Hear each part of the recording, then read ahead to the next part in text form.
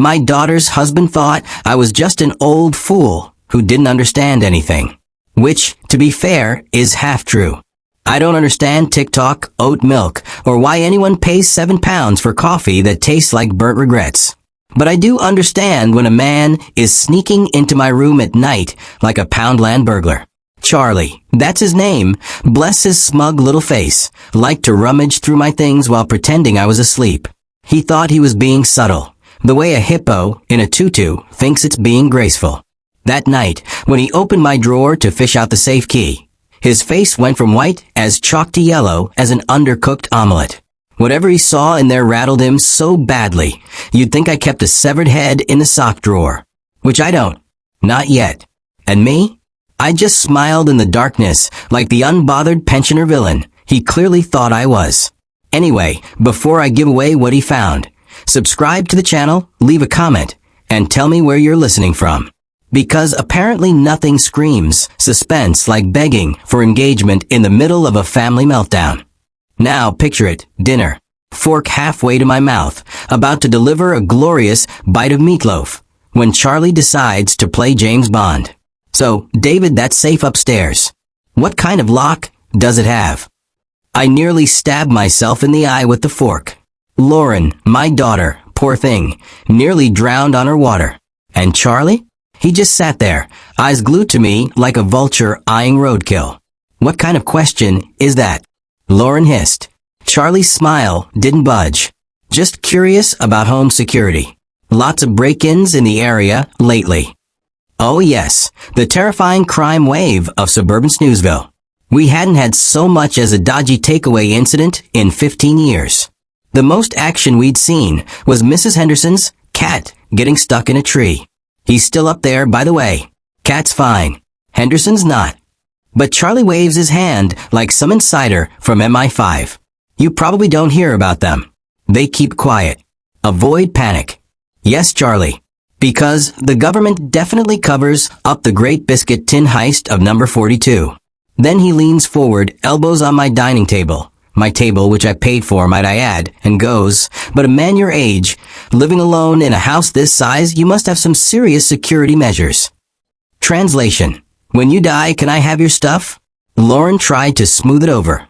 Dad's always careful about locking up. Charlie nods, all fake concern. Right. But what about insurance? If something happened to you, God forbid, Lauren would need to know where everything is kept, wouldn't she? And there it was. The casual mention of my death over shepherd's pie.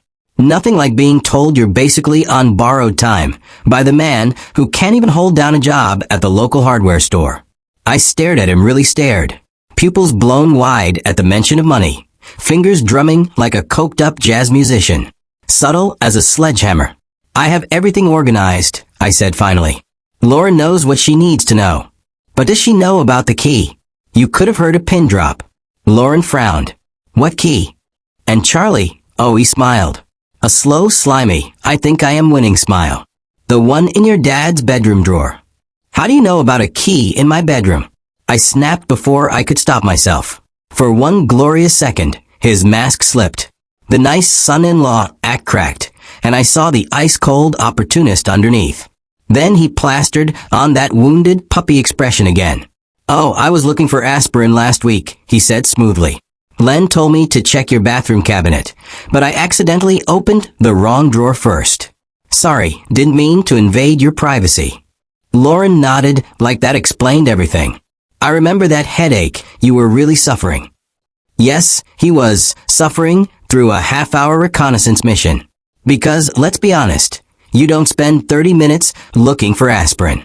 Especially when the aspirin is exactly where it's always been. Medicine cabinet. Top shelf. Next to the plasters. Not in my bloody sock drawer. Charlie's jaw twitched, just a flicker. Must have been really out of it from the pain. Sure, mate. Out of it. With your grubby little hands in my private things, like Gollum hunting for jewelry. After that, the conversation limped along like a drunk flamingo. He kept circling back, questions about my bank, who else had keys, my daily routines. Each one like a shovel, digging his own grave. Dinner finally ended. Lauren leapt up to clear the dishes. I'll handle it, Dad. You cooked. I said I didn't mind, but Charlie already had his paw on her shoulder.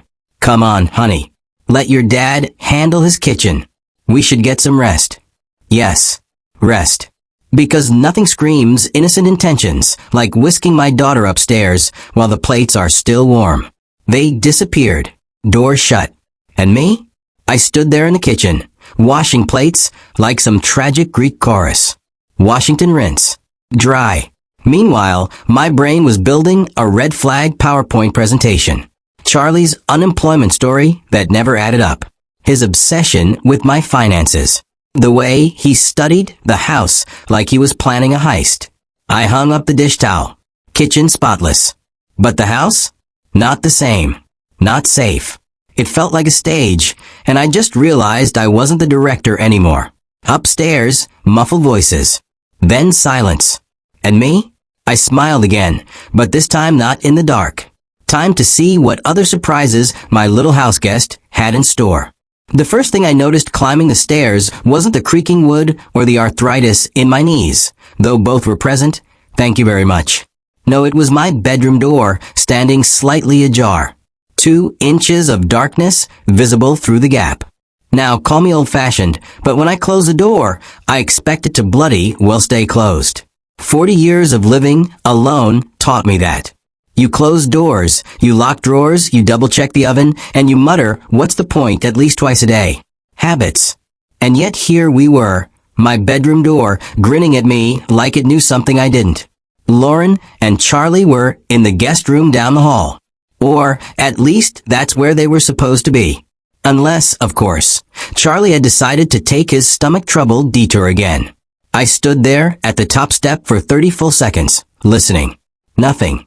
Just the old house settling and my own heart thudding like it was auditioning for Stomp. I pushed the door open, half expecting a dramatic horror movie creak. Nothing. Silent hinges. I oiled them myself. Because apparently even my doors have a better skincare routine than I do. At first glance, everything looked fine. Bed neatly made, corners tight. Reading glasses exactly where I'd left them. Lamp at the usual angle, judging me for my life choices. But my eyes don't miss things. Not after decades of obsessive routines and the sheer joy of being annoyed by the slightest disorder. The closet door? Open 4 inches. 4 inches. Do you know how much 4 inches can ruin a man's night? Don't answer that. The dresser drawers? Not flush. The second one sticking out just slightly, like a drunk trying to line up a chair. And there, a manila folder peeking out like a yellow tongue mocking me. My stomach dropped. I pulled open the drawer. The papers had been rifled through. Not destroyed. No, Charlie wasn't that sloppy. But just wrong enough to make my skin crawl. Insurance papers mixed with bank statements. My will shoved out of place, practically waving hello at the front. And worst of all, the brass key I kept taped under the lip of the drawer, gone, vanished, evaporated into thin air along with my patience. That key opened the manual override to my safe. The same safe Charlie had oh so casually asked about over dinner. Subtle, wasn't he? Like a toddler in a jewelry store. My hand shook not from fear, but from pure, unfiltered rage. Not the fun kind of rage you get when the Wi-Fi cuts out during a film, but the my daughter's husband has just burgled me kind. Which, let me tell you, is an oddly specific category. I moved to the safe in my closet. The digital lock still beeped obediently. But what's the point when Mr. Aspirin Hunter has the override key? I stood there surrounded by decades of my life. Possessions, papers, memories, all of it handled by a man who thinks unemployment is a personality trait. This wasn't random. This wasn't oops, wrong drawer, silly me. This was personal. Calculated. Charlie had spent weeks casing my routines like he was preparing for a GCSE in burglary. And yet, he made one fatal mistake. He thought I wouldn't notice. That I was just another doddering old man, too busy talking about the weather and bus timetables to realize his privacy had been strip-searched. He was wrong. So I closed the drawer, neat as you like, leaving everything exactly as I'd found it. Because if Charlie wanted to play secret agent, I'd let him. He could think his little espionage act was undetected. Let him stew in his own smugness. Meanwhile, I'd be 3 steps ahead. This wasn't about temporary hardship or unemployment. This was about theft. Cold, deliberate, premeditated theft. By a man who was, rather unfortunately, sleeping down the hall with my daughter. I turned off the bedroom light and went through my usual bedtime routine. Brushing teeth, pajamas, the works, only this time, every move felt staged. Like I was in a performance called Old Man Prepares for Bed while Son-in-Law Plots Robbery. Tickets free, misery included. Was Charlie listening? Watching? Did he know I'd discovered his little mission impossible moment? I slid into bed, pulled back the covers, and lay there, staring at the ceiling, thinking. Tomorrow, I start gathering evidence. Tonight, I stay awake and plan. Sleep was not invited. Every small sound set me off. The house settling, wind through the trees, the faint hum of the fridge downstairs. A symphony of paranoia. Then, at exactly 11:47 p.m., yes, I checked, because what else was I going to do? I heard it. Movement.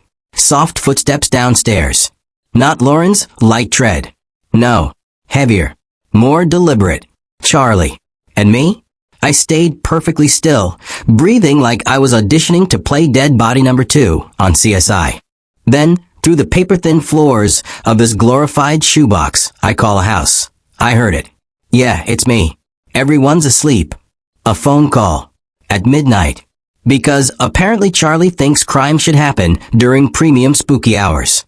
I eased myself out of bed, moving like a burglar in my own bloody home. The mattress didn't creak, small victories. The floorboards, however, were as subtle as a fire alarm. Cold hardwood bit into my feet as I crept towards the heating vent. See, sometimes sound travels through the ductwork in this house in unexpected ways. Which, tonight, was the only blessing I was getting. The old man's definitely loaded. Ah, music to my ears. Charlie's voice floated up, smug as ever. I found bank statements, investment portfolios, the whole thing. We're talking serious money here. My blood ran cold. We're talking. Lovely. There was a we. Because nothing spices up betrayal quite like a partner in crime. Tomorrow night, Charlie continued, Lauren's going to her book club. She goes every Tuesday, 7 to 9. Perfect timing. Oh yes, the book club. A gaggle of middle-aged women discussing Bridgerton like it's scripture, while my daughter's marriage collapses behind her. Splendid cover, really. I grabbed my phone, fingers trembling, and opened the voice recording app. If I was going to be gaslit by my own son-in-law, I might as well get the receipts. I already have the safe key, he bragged. Grabbed it earlier while they were having dinner. The old fool keeps everything in there. Cash, jewelry, probably more bank info. Old fool. Charming. Honestly, the respect in this household is overwhelming. I pressed record just as his voice got bolder, dripping with confidence he didn't deserve. Look, I know you're worried about the timeline, but my gambling debts aren't going away. Those guys aren't exactly patient, if you know what I mean. This has to happen now. Oh, gambling debts. Of course. Suddenly, everything clicked into place. The desperation. The fake charm. The obsession with my finances. He wasn't just a freeloader. He was a freeloader with creditors. David's just some lonely old widower, he sneered. Excuse me? Lonely old widower? I am 66, not a relic in a care home knitting socks for cats. And if I'm so lonely, who exactly is feeding you in this house, Charlie? He has no idea what's coming. Hell, he was asking me about home security at dinner tonight. Practically handed me the information. I could feel rage climbing up my throat like bad curry. The arrogance. The smug dismissal. The way he reduced me to a stereotype, easy mark, doddering fool, ready-made victim. But I forced myself to stay quiet. Stay recording. The beauty is, he'll never suspect family. Even if he notices something's missing, Lauren will convince him he just misplaced it. You know how old people get about their memory. Old people. Old people. I still remember where I put my school tie from 1975, and I still know exactly which neighbor nicked my garden shears in 2003. My memory could outlive his entire marriage. Trust me, by Thursday we'll be clear. I'll tell Lauren we got a job offer in another state, something urgent. will be gone before the old man knows what hit him. Gone. Taking my daughter with him. Into his mess, his debts, his lies. Then silence, as he listened to the other voice on the line. And then he laughed. A laugh so oily, you could fry chips in it. Yeah. Well, maybe he should have been more careful about who he let into his house. Life lesson, right? Click. The call ended. I stayed frozen, heart hammering. He moved around downstairs, checking locks, windows, probably congratulating himself on being a criminal mastermind when he was barely qualified to run a lemonade stand. Then his footsteps crept up the stairs. Careful. Quiet. I stopped the recording, shoved the phone under my pillow, and watched through the gap in my door. His shadow slid along the wall. The guest room door opened, closed, and then silence. But my head wasn't silent. No. My brain was busy conducting a full Broadway production titled Charlie is a Bastard. He had debts. He had an accomplice. He planned to rob me during Lauren's book club.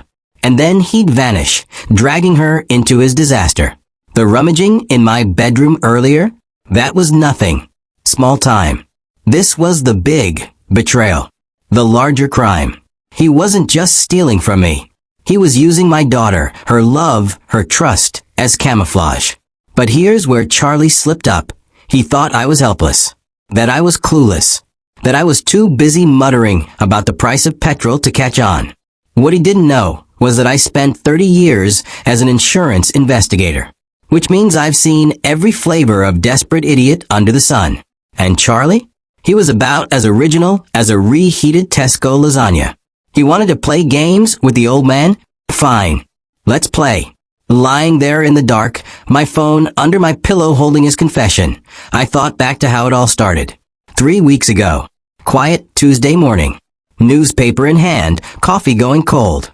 My little island of peace. Then my phone rang. Lauren's name lit up the screen. I always smiled when I saw it. But that day, her voice was different. Strained. Frightened. Dad, I know it's early, she paused. I could hear her try not to cry. And that, as they say, was the beginning of this slow-motion train wreck. Charlie lost his job last month. Tragic, really. Nothing screams stable family man, quite like suddenly finding yourself unemployed and skulking around your father-in-law's house like a burglar in training. Lauren had rung me up, voice trembling, telling me they were 3 months behind on the mortgage. 3 months. Which, in mortgage terms, is basically the financial equivalent of declaring war on your credit score. Naturally, I reached for my checkbook like the gullible old fool I apparently was, because when your child says, Dad, can we stay with you for a while? The only answer is yes. No matter that a while is universally recognized as code for indefinitely. She was 32, my little girl. 32. Which means old enough to have her own insurance policy, not old enough to stop reducing me to a financial safety net with tearful thank yous on the doorstep. And, of course, I melted. Because I'm a sucker. Always have been. Charlie, though. Charlie arrived like he was casing the joint. Shook my hand like it was a business deal he didn't want to sign, and immediately started eyeballing the living room walls like a dodgy estate agent. Nice place, David. Must be worth a bit these days. Yes, Charlie. Thank you for the unsolicited house valuation. Perhaps later you can estimate how much my kidneys would fetch on the black market, since you seem so bloody interested. And me? Oh, I let it slide. Thought it was natural curiosity. Natural curiosity. That phrase alone should qualify me for the Idiot Hall of Fame. The first week was enlightening. I cleared out space, adjusted my routines, basically turned my life into a bespoke Airbnb for freeloaders. Lauren slotted back in perfectly, like no time had passed. Charlie, on the other hand, acted like he was in an episode of Holmes Under the Hammer, except his questions weren't about the damp in the conservatory. No, he wanted to know about the neighborhood watch rota, which neighbors were usually home, whether I kept cash in the house. Perfectly innocent questions, obviously. Just the kind of thing you ask your father-in-law while buttering toast. Then there was the time he offered to drive me to the bank. The bank. Said it'd save me the trip. At the counter, he lingered like a man trying to memorize my PIN number by sheer willpower, asking oh-so-casual questions about account types and safety deposit boxes. And me? I chalked it up to politeness. That's right, politeness. He was basically waving a red flag the size of Wembley Stadium, and I decided it was a tea towel. Oh, and the gambling. How did I miss the gambling? His phone rang constantly. Always some mysterious networking contact or potential employer. Because, yes, nothing screams LinkedIn opportunity quite like whispered conversations in the garden, followed by pacing around the living room, as if you've misplaced your soul. The mail was the final insult. Envelopes from credit card companies, collection agencies, all politely screaming, "Your son-in-law is a financial bin fire." And what did I do? Tossed them on the table, assumed they were address updates. Apparently, I was auditioning for the role of world's dimmest man spoiler. I nailed it. Lauren, of course, believed every word that fell from his mouth. He's handling the finances. He's applying for jobs. He's just stressed. Sweet girl. Trusting girl. Blind as a bat in broad daylight, but bless her. Which brings us neatly back to me. Lying in bed, phone under my pillow, holding onto Charlie's midnight confession like it was a golden ticket. He wasn't just broke. He wasn't just desperate. He was planning to rob me tonight and drag my daughter into the mess tomorrow. But here's the thing. Charlie had made one fatal miscalculation. He thought I was just some lonely old man, grateful for company, easy to fool. I'm not lonely. I'm observant. And I spent 30 years as an insurance investigator, which means I've dealt with more desperate idiots than Charlie could ever hope to be. He wanted to play criminal mastermind? Fine. Let's see how he handled being outsmarted by someone who still keeps receipts from 1997 just to prove a point. I woke at 6:30 as usual. Same eggs, same toast, same orange juice. Routine is everything. Especially when you're pretending your son-in-law isn't planning to rob you blind later that evening. Lauren wandered in, yawning grateful, looking exactly like the innocent bystander she was. "Morning, sweetheart. Sleep well?" I asked. Like a baby. "Thank you again for letting us stay here, Dad." And then, of course, Charlie slithered in 20 minutes later, hair damp from the shower, acting like he hadn't spent half the night plotting a smash-and-grab job under my roof. The audacity of the man. Honestly, you've got to admire it. I didn't. But you could. Charlie strutted into breakfast, looking like he'd just had the best sleep of his life. Which, of course, he had. Nothing like planning a burglary to clear the sinuses and keep you refreshed. "Beautiful morning," he said, settling into his chair with all the confidence of a man who thinks he's starring in his own heist movie. I placed his coffee down very carefully, mostly so I didn't accidentally pour it over his smug little head. "Oh, the usual. Might run some errands later," I said, all innocence. His eyes sharpened like a cat spotting a can opener. "What kind of errands?" "Just odds and ends. Hardware store, maybe the bank." And there it was, the tiniest twitch in his left eye. Like his brain had short-circuited at the word bank. Bless him, he's about as subtle as a toddler lying about stealing biscuits. Lauren laughed. Dad's always been paranoid about checking his accounts in person. Old habits. Not paranoid, I corrected smoothly. Careful. You can't be too careful these days. Charlie nodded, like a malfunctioning bobblehead. Absolutely right. Identity theft, online scams. It's a jungle out there for someone your age. Someone my age. Ah yes. The casual insult wrapped in faux concern. My absolute favorite flavor of condescension. He leaned forward, eager now. Speaking of careful, I've been thinking about your home security. Of course, he had. I'm sure he'd spent hours mentally drafting blueprints like some Poundland Ocean's 11 reject. This neighborhood seems quiet, he continued, but you never know. Still, a man living alone, valuable things in the house. You mentioned that safe upstairs. I took the slowest sip of coffee known to mankind just to watch him sweat. Some things, yes. And cash? I mean, if the banks went down. The audacity was spectacular. He was practically holding out a clipboard, asking me to list my worldly possessions so he could tick them off later. I have what I need, I said mildly. Undeterred, he tried again. You mentioned being a heavy sleeper last week. That's good. I hadn't, but sure, let him believe it. Oh yes, once I'm out, I'm gone. Practically comatose lately. That's normal at your age, Charlie said. Lauren shot him a look. Charlie, that's rude. No, he's right, I said quickly, like the saint I clearly am. I usually take something to help me sleep. Knock me right out. Charlie visibly relaxed. Perfect. Let him think I'd be upstairs snoring like a pensioner on sedatives while he ransacked my bedroom. I stood, clearing the dishes. I'll probably turn in early tonight. All this family activity wears me out. Lauren beamed. That sounds perfect, Dad. You deserve rest. Charlie helped carry plates, though not without sneaking a glance at the stairs. Specifically, my stairs. To my bedroom. His eyes glittered with calculations. You know, he said casually, I might stay up late tonight. Watch some TV in the living room. I'm a night owl. Of course he bloody was. I smiled sweetly. Make yourself comfortable. The remote's on the coffee table.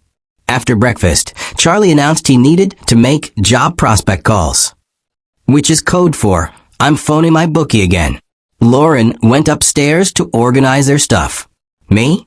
I finally had my window. I'll run those errands now. You two enjoy some quiet time together.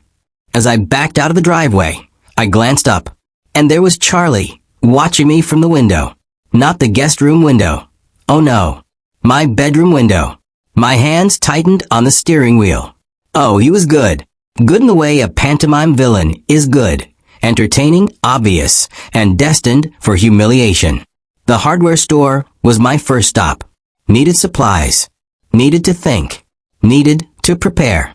He'd laid it out clearly at breakfast. Tonight he'd sneak into my room, find the key, open the safe. Easy peasy. The perfect crime against a helpless old man. Except the key wasn't there anymore. I'd moved it at 5 a.m. after spending half the night listening to his little midnight soliloquy. It was now tucked safely into the kitchen junk drawer, beneath rubber bands, takeaway menus, and enough twist ties to hold down a small aircraft. He could rip my dresser apart with a crowbar and still come up empty. But empty wasn't enough. Oh no. I wanted him caught red-handed, humiliated, exposed for the parasite he was. I wanted evidence, so damning even Lauren couldn't excuse it. And then, in the party supply aisle, inspiration struck. A confetti cannon. Spring-loaded, maximum mess, minimum effort. Perfect. I added ultra-fine glitter to the basket, silver and gold. Because if Charlie wanted to be a thief, he might as well look like a discount Christmas decoration while doing it. Back home, the house was empty. A note from Lauren sat on the counter. Good. Because now it was time to turn this place into my very own glitter-filled mousetrap. Lauren's note on the counter read, Gone grocery shopping with Charlie. Back by 2 p.m. Love you. Perfect. 3 hours of peace, quiet, and time to booby-trap my own house like a pensioner's version of Home Alone. Down in my basement workshop, yes, I have one. No, I don't build model trains. Stop stereotyping. I dismantled the confetti cannon. The design was beautifully simple. A spring, a plunger, and the sheer promise of humiliation. I replaced the innocent paper confetti with my custom glitter blend. Enough to coat a thief head to toe, but not enough to kill them. Sadly. The tricky bit was calibration. I needed it sensitive enough to trigger when Charlie went digging for treasure, but not if someone was, say, gently rummaging for a lost button. Several tests with a wooden spoon later. I had it. The spoon is fine, thanks for asking. Can't say the same for my dignity. Picture a grown man crouched over a drawer, firing glitter bombs at cutlery. Installation was art. I tucked the cannon at the back of the drawer, perfectly aligned, so anyone reaching in with intent would get a faceful of disco justice. On the surface, the drawer looked innocent. Old photos, some tat, the usual. But the second someone got greedy, boom. Charlie's Ocean's 11 fantasy reduced to Tinkerbell sneezing on him. For extra flair, I planted a dummy key near the front. An old luggage key, close enough in shape to fool him. He'd spot it, think he'd struck gold, and then glitter apocalypse. I almost felt sorry for him. Almost. By 1:45, everything was ready. The trap was primed, the drawer looked normal, and I was practically giddy. Charlie thought he was about to pull off the perfect crime. Instead, He was walking straight into 24-karat humiliation. Car doors slammed in the drive. They were back. Domestic bliss personified. Lauren unpacking groceries. Charlie scrolling on his phone, pretending to job hunt. Neither had the faintest clue the house had been upgraded to Fort Petty Revenge. "Need help with anything, Dad?" Lauren asked. "Just off to the electronics store," I replied casually. Charlie didn't even look up properly, but I caught it, that flicker in his eyes. The old man running errands, leaving the fortress unattended. Bless him. If brains were dynamite, he couldn't blow his hat off.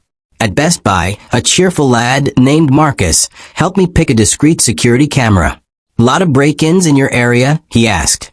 "Something like that," I said. Translation: my daughter's husband is a prat with sticky fingers. He showed me a tiny wireless model with night vision. Smaller than a deck of cards, magnetic mount, motion detection. Perfect. I paid cash because nothing says paranoid old man like refusing to leave a paper trail for a 50-pound gadget. Back home, I found the happy couple watching telly.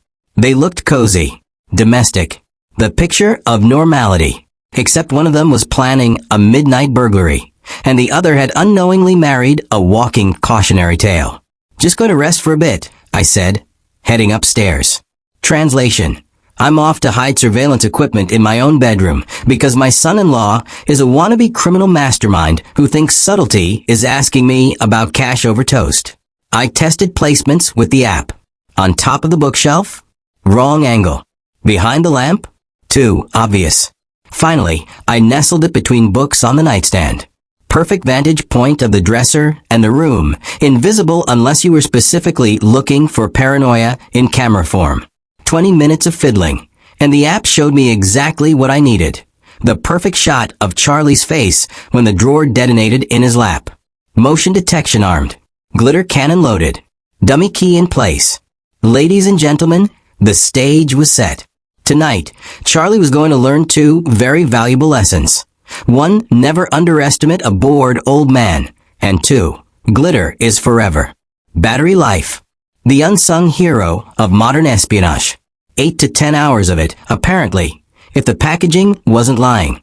I switched the camera to motion-activated mode, not because I cared about the planet, but because I didn't want the thing dying halfway through Charlie's little burglary. Imagine catching the first 5 seconds of his crime, and then nothing but darkness. Tragic. I tested night vision by flicking off the lights. Result? A crystal clear infrared view of my decidedly depressing bedroom. Charlie's face would show up in all its sneaky glory when the trap went off. Excellent. I even tested the audio because desperate people mutter to themselves. And if he gave me a monologue about stealing from the old man, well, that's Christmas blackmail sorted. Elegant. That's the word. The setup had a kind of grim beauty to it. Charlie creeping in like the world's least competent cat burglar. Filmed from the moment he opened the door. Camera rolling, dummy key glinting, hand reaching, glitter apocalypse detonating. Captured in glorious HD, honestly, Spielberg couldn't direct a better scene. I nudged a few books around the camera for camouflage, stepped back, and admired my work. To the untrained eye, my bedroom screamed, "Boring old man lives here." To me, it whispered, "Welcome to hell, Charlie." Downstairs, I could hear Lauren and Charlie chatting away, as if one of them wasn't secretly planning to rob me blind. Charlie probably sat there counting the hours, imagining victory. Poor sod. He thought he had a window. What he really had was a trapdoor. Phone checked. Feed clear, recording active, battery full. Everything ready. Tonight, we'd capture Charlie's true colors. Spoiler, they were glittery pink with undertones of caught red-handed. Dinner passed like any other. Lauren discussing the neighbor's new hedges, thrilling stuff. Charlie pretending to be invested while secretly checking his phone like a hormonal teenager. I played my part. Weary grandfather, long day, ready for bed. The performance deserved an award. By 8 o'clock, we were settled in the living room. Lauren curled up with a book, I slumped into my chair, and Charlie? Oh, Charlie. He looked up suddenly, all faux casual charm. Actually, David, I was hoping we could share a drink. Father and son-in-law bonding time. Yes. Nothing screams genuine affection like the man who's plotting your downfall, suddenly wanting to clink glasses. That's sweet, Lauren chirped, not looking up from her book. You two should spend more time together. Of course, she'd say that. Because if life has taught me anything, it's that daughters are pathologically blind to the fact they've married a pound shop Bond villain. I was thinking about that bottle of Macallan in your kitchen, Charlie continued. Specific. Too specific. He'd clearly practiced this line in the mirror. I kept my face neutral, but internally, fascinated. He wanted me drunk. Or at least drugged enough to sleep like the dead. I've seen insurance fraud scams more subtle than this. I appreciate the thought, I said, but I'm on medication. Doesn't mix with alcohol. Charlie's smile twitched like a bad Botox job. Come on, one small glass won't hurt. We're practically family. Translation, I need you unconscious, you stubborn fossil. Lauren chimed in, bless her. The doctor was very clear, Charlie. Did he give up? Of course not. Desperate people never do. What about just a toast then? A sip. To family. Yes, family. Nothing says love and unity like spiking the patriarch's whiskey. Before I could respond, he was up and in the kitchen, rattling cabinets like a man auditioning for a cooking show. He returned with 2 glasses. One filled, one empty. Change my mind, he said smoothly, placing the one with a suspiciously amber liquid in front of me. It caught the lamplight beautifully. Innocent to the casual observer. Poisoned to anyone with half a brain and 30 years in insurance investigations. Just a splash, he insisted. Barely a teaspoon. Barely a teaspoon of what, exactly? Sleep aid? Horse tranquilizer? Rat poison? Honestly, the man should have just labeled it for old idiot, please drink. Charlie, I really can't. One sip, he pushed, all fake smile desperation. Lauren glanced between us, finally sensing tension. If Dad says no, maybe you should respect that. Her voice was reasonable. His jaw, however, tightened like a man watching his lottery ticket get torn in half. For a split second, the mask slipped. I saw it. Frustration, panic, calculation. The face of a man whose plan A was circling the drain. You know what? I said, standing with my best impression of fragility. I'm more tired than I thought. I'll just take one of my new sleeping pills and call it a night. The effect was instantaneous. His posture relaxed. His eyes lit up. Pills? Doctor prescribed? Powerful stuff. Knocks me out completely. I didn't need night vision to see the gears turning in his head. Plan B had just fallen into his lap.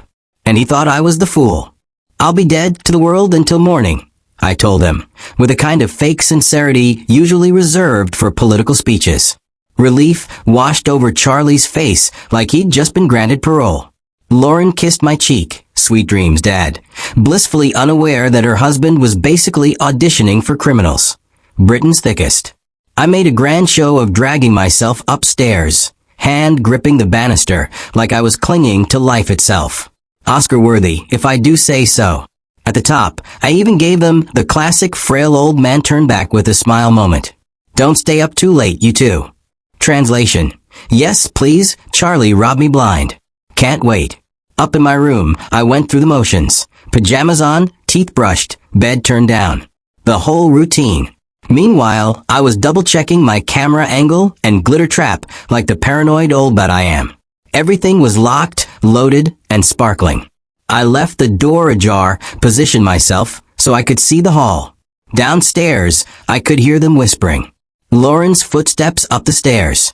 Guest room door closing. Then, Charlie marinating in his own villainy, waiting for his golden hour. 9:47 p.m. I checked the feed on my phone. Empty room. Perfect night vision. The trap sat there like the world's most festive landmine. All that was left was the waiting game. 2:43 a.m. And yes, I counted. The first creak on the stairs. He moved like he'd been rehearsing, tiptoeing around the groaning steps, creeping down my hall. Honestly, I've seen actual burglars with less dedication to craft. The floorboard outside my room whispered under his weight. Then silence. He was listening, waiting, making sure my sleeping pill fantasy had done its job. I kept my breathing steady, The deep rhythmic snores of a man blissfully unaware his son-in-law was about to rob him blind. The doorknob turned, slowly, glacially, and there he was, Charlie, silhouetted by the nightlight, standing there like an Aldi brand Dracula. He froze for a full 30 seconds, watching me, making sure I was unconscious.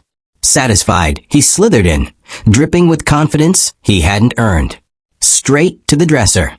No hesitation. He went for it like a man who's had 3 weeks to memorize my floor plan, which of course he had. He slid the drawer open, saw the bay key, and in that triumphant little twitch of his shoulders, you could practically hear him thinking, "I've won." Then, boom. Oh, it was glorious. A confetti cannon meets a glitter apocalypse. Silver and gold everywhere. The sound echoed through the house like New Year's Eve in a war zone. Charlie staggered back, arms flailing, covered head to toe in sparkles like a rejected Vegas showgirl. He gasped. He cursed. Glitter rained from his hair like festive dandruff. He looked less master thief and more walking Christmas ornament having a breakdown. I sat up with perfect timing, feigning groggy confusion like an old man just woken from a nap he didn't want. What on earth was that? Lamp on. Flood of light. And there he was, standing by my dresser, glittering like he'd just lost a fight with a craft shop explosion, clutching the dummy key like it was Excalibur. Charlie. I blinked, innocent as a nun. What are you doing in my bedroom? His mouth opened, closed, opened again. Nothing came out but a sad little stammer. Glitter sprinkled down in front of him like a tragic snow globe. I heard a noise, he said weakly. Thought someone might be breaking in. Breaking in, I said, glancing around like a confused idiot. And you ended up sparkling? He looked down at himself then, really looked. Silver, gold, confetti stuck to every inch of him. He resembled a disco ball that had given up on life. There was some kind of trap, he mumbled. Trap. I tilted my head. In my bedroom? And just as I said it, footsteps. Heavy, hurried. From down the hall. The cavalry was coming. Charlie's big moment was about to get even better. Lauren woke up to the sound of my homemade booby trap come party popper, because nothing says quiet night sleep like an explosion of glitter at 3 in the bloody morning. Charlie's eyes widened like a deer in headlights. If the deer had broken into its father-in-law's dresser and got attacked by an arts and crafts apocalypse. Honestly, try explaining that one with a straight face. Oh, hi darling, don't mind me, just cosplaying as a disco ball while betraying the family. David? What's happening? Lauren's voice floated down the hall, thick with sleep and suspicion. Charlie looked at me, looked at the door, and opened his mouth like he was about to deliver the performance of a lifetime. Instead, he managed absolutely nothing. Mouth open, mouth closed. Honestly, a fish out of water would have been more convincing. Lauren swept into the room like a woman in a bad soap opera, robe, belt, worried eyes. Then she stopped dead. And there it was, the tableau of doom. Me, sitting up in bed, pretending to be confused, but mostly delighted. Charlie, looking like the human embodiment of Christmas gone wrong. Glitter in his hair, glitter in his eyebrows, glitter in his soul. What in the world? She asked, blinking. Charlie, why do you look like a Christmas decoration? Fair question. He, of course, had no answer, unless you count glitter shedding onto my carpet as speaking volumes. Finally, he croaked. There was a noise. Brilliant. A noise. At 3 a.m. In my dresser drawer. With glitter. Sherlock Holmes, eat your heart out. Lauren's voice sharpened. You came to check on my father at 3 in the morning, and ended up covered in glitter. Security device, Charlie blurted, frantically brushing at himself. Fun fact, you can't brush off glitter. It's basically herpes for craft supplies. Permanent. Eternal. You'll find it on your coffin lid. Her eyes flicked from Charlie to the drawer, to me. Dad, do you have security devices in your furniture? I went for my best bewildered pensioner impression. Not that I know of love. I was asleep until this glitter grenade woke me up. Her gaze swiveled back to Charlie. Then why were you in his dresser drawer? And oh, how quickly the mighty fall. His story began disintegrating faster than tissue paper in a rainstorm. I was looking for something to help him sleep, he mumbled. He was tossing and turning, and I thought maybe he had sleep aids. Sleep aids, Lauren repeated, eyebrows climbing towards heaven. In his dresser? Charlie gestured vaguely at the drawer, and more glitter cascaded down like festa shame. I couldn't resist. Charlie, my medication's in the bathroom cabinet. It's always been in the bathroom cabinet. Silence. Delicious, heavy silence. You could practically hear the trust dripping out of Lauren's ears onto the carpet, probably mixing with the glitter. So let me get this straight, Lauren said, voice ice cold now. You left our bed at 3 a.m, went into my father's room, opened his private drawer, which you knew didn't have medicine, and got yourself covered in glitter doing. What exactly? Charlie squirmed like a schoolboy caught nicking biscuits. It's not like that. Oh, she cut in. Then what is it like? He flailed. I thought I heard someone breaking in. Breaking in, Lauren repeated flatly. So naturally, you searched my father's bedroom furniture? I wasn't searching. Then what do you call opening his drawer? Charlie's glitter-coated fists clenched. Why are you interrogating me like this? I'm your husband. That landed like a damp sock. I actually saw the trust crumble on her face, brick by glitter-covered brick. You're right, she said quietly. You are my husband. Which is exactly why I'm asking why you're standing in my father's bedroom at 3 a.m, looking like you've just lost a fight with a unicorn. Trapped. He was utterly trapped. And every twitch of his body sent more glitter sprinkling to the floor, physical proof of his idiocy. I can explain everything, he said desperately. Then please do, Lauren folded her arms. Because right now I'm very confused. And there it was, the shift. I saw it in her eyes. Her loyalty was no longer with Charlie, the human Christmas ornament. It had pivoted, sharp and clean, to me. The protective daughter. The daughter who suddenly realized her husband wasn't just stupid. He was dangerous. Charlie must have seen it too, because his voice broke. Lauren, you have to trust me. But trust, once shredded by lies and glitter, is like glitter itself. Impossible to clean up. Charlie, Lauren said slowly, in the tone of a woman realizing her husband may, in fact, be both a liar and an idiot. I need you to tell me the truth right now. What were you really doing in my father's bedroom? He opened his mouth. Nothing came out. Which, honestly, was the most honest thing he'd done in months. That was my cue. Enough of this pantomime. My daughter deserved the truth, even if it came wrapped in glitter and disappointment. Lauren, I said gently, reaching for my phone. There's something you need to hear. Charlie's face went whiter than the glue stick aisle in Hobbycraft. David, don't. Don't what? Lauren snapped, turning on him like a cat with its hackles up. Don't what, Charlie? I held up the phone. Sweetheart, I recorded something the other night. A phone conversation. Best you have a listen. Charlie's panic was visible, which made me feel oddly calm. Like I'd been waiting my whole life for this petty little Christmas decoration to finally combust. Lauren, whatever he thinks he heard. Be quiet, she cut in. Dad, play it. I pressed play. And oh, what a soundtrack. Out came Charlie's voice, crystal clear and dripping with betrayal. Yeah, it's me. Everyone's asleep. The old man's definitely loaded. I found bank statements, investment portfolios, the whole thing. We're talking serious money here. Lauren froze. Her eyes widened. For once, she was speechless, which, given our family, is basically the equivalent of a solar eclipse. The recording continued, Charlie's voice oily and smug. Tomorrow night, Lauren's going to her book club. Gives us perfect timing. Stop it. Charlie burst out, desperate. Shut up. Lauren's voice was deadly quiet now, the kind that makes you wish you'd been born mute. On the recording, Charlie cheerfully admitted he'd already nabbed my safe key. The old fool keeps everything important in there. Cash, jewelry, more bank info. Lauren's hand flew to her mouth. She looked at him like he'd turned into a complete stranger. Correction, like she'd finally noticed he was a stranger. And then came the kicker.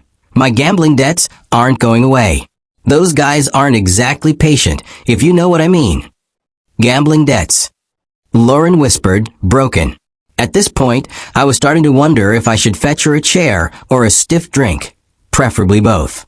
The recording rolled on, with Charlie casually describing me as just some lonely old widower, probably grateful for the company. He has no idea what's coming. The beauty is he'll never suspect family. Even if he notices something missing, Lauren will convince him he just misplaced it. You know how old people get. Lauren made a sound like someone had hit her in the chest. Her trust had just been demolished by a single glittery wrecking ball. By the time I stopped the recording, the silence was so thick you could have buttered it and served it on toast. Gambling debts? She whispered again. You were going to rob my father? You called him a lonely old fool. Charlie stammered. Lauren backed away like he was radioactive. How much? She demanded. It doesn't matter. How much? Finally, he cracked. 47,000.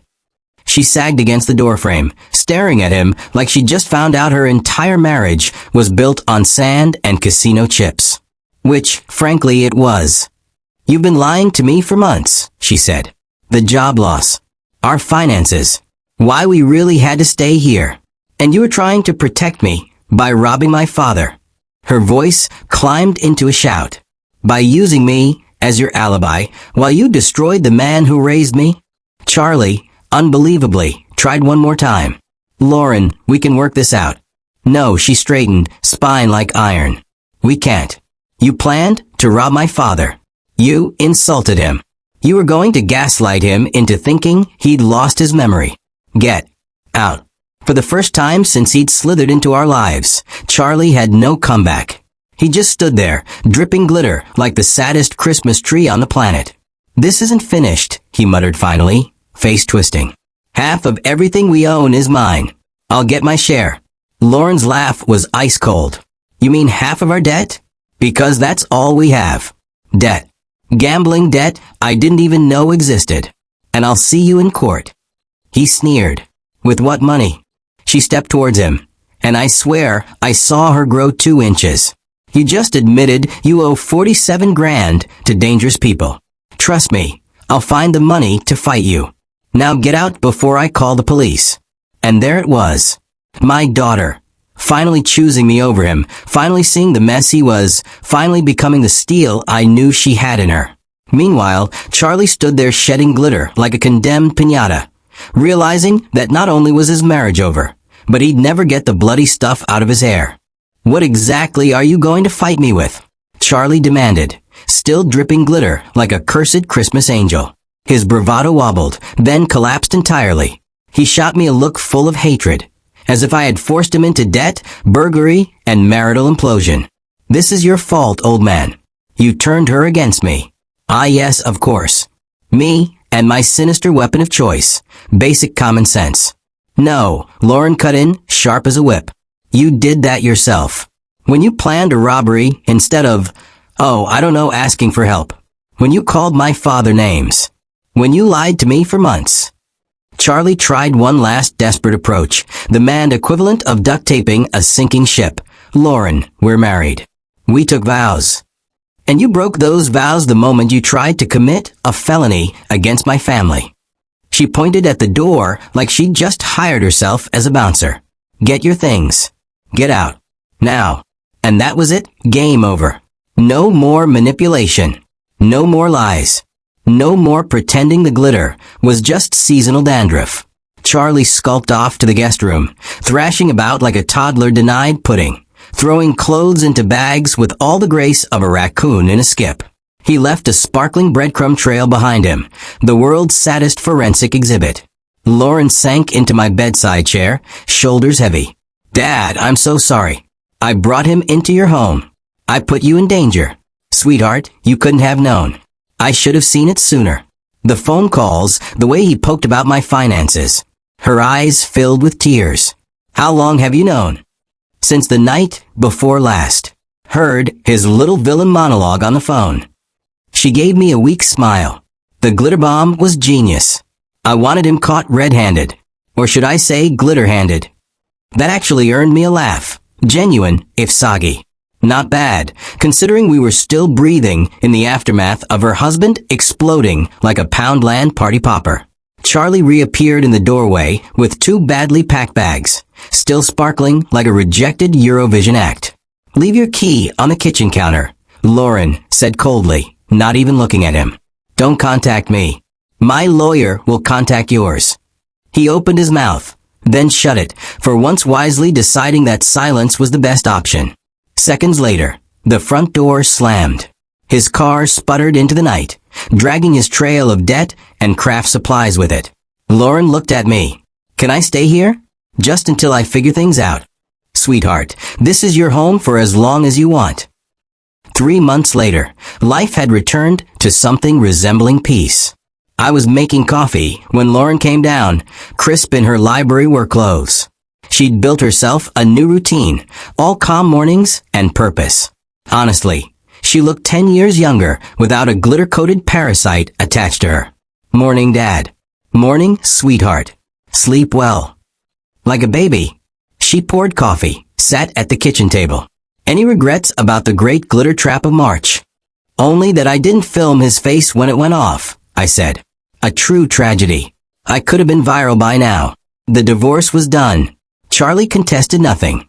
Hard to argue about splitting assets when all you've got is 47 grand in gambling debt and an unpaid bill at the dry cleaners. Busy day at the library? I asked. Story time at 10, then helping Mrs. Patterson with her genealogy. She smiled. I love it there. Quiet. Peaceful. Surrounded by people who actually read books. At the door, she paused. Thank you, Dad.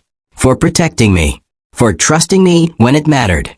After she left, I sat with my coffee, the house blissfully quiet. No liars, no schemes, no fake bonding over whiskey with extra sedatives. Just peace, newspapers, and my own company. Then my phone buzzed. A text from Lauren. Forgot to mention, Mrs. Henderson wants to know if you'll install her a security system. Words gotten around about your innovative methods. I laughed out loud. Maybe I should patent the confetti bomb. Imagine the adverts, home security that doesn't just stop crime, it sparkles. Outside, spring had settled in. Birds sang, the street was calm, and the only glitter left in the house was in the carpet. Sometimes justice comes from courts. Sometimes from police. And sometimes justice arrives in the form of a desperate man, a drawer, and a well-timed glitter explosion. And, if nothing else, at least it sparkled.